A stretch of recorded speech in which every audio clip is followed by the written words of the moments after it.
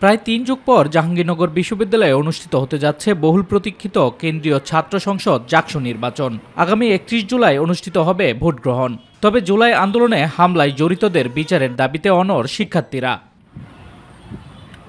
প্রায় ৩ দশক পর নির্বাচন হওয়ায় আনন্দিত শিক্ষার্থীরা। সত্যিকারের প্রতিনিধি উঠে আসবে এই নির্বাচনের মাধ্যমে।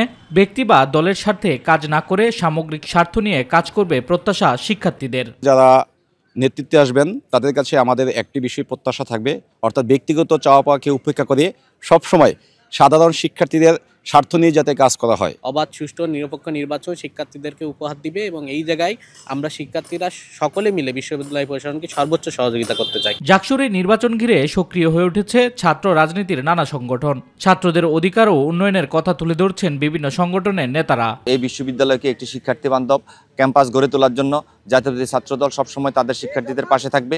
আমরা শিক্ষার্থীদের চাওয়া পাওয়া কিংবা স্বপ্ন, সেই স্বপ্নকে প্রকৃতভাবে বাস্তবায়ন করার জন্য অনেক বেশি আন্তরিক। ভোটারদের দ্বার প্রান্তে যাওয়ার জন্য যে সুযোগ সৃষ্টি করে দেওয়া, সেই প্রক্রিয়াগুলো আমরা ইতিমধ্যে শুরু করেছি।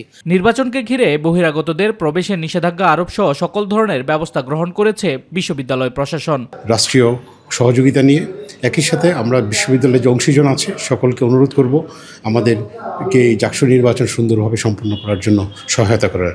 জাকসু নির্বাচনের চূড়ান্ত ভোটার তালিকা প্রকাশ করা হবে 29 জুন। ভোটার তালিকায় শুধুমাত্র তারাই অন্তর্ভুক্ত যারা স্নাতক শ্রেণীতে 6 বছর বা স্নাতকোত্তর শ্রেণীতে 2 বছর ধরে অধ্যয়নরত।